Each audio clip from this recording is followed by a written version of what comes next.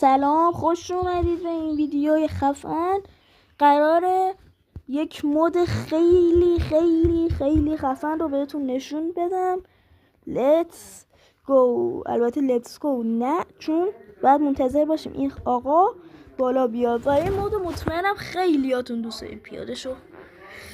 این شما و این مود ماشینای ایرانی نگاش کنین، قشنگ با جزئیات کامل. داخلی ها قشنگ، داخل ماخلی ها همه چی درسته. L90 ماشین معلم دینی هست. البته خودم من کلاس شیشمم 405 رو داریم و ماشین های دیگه هم داشته. حالا من دیگه اینا رو دانلود کردم برای اینکه سری ویدیو رکورد کنم.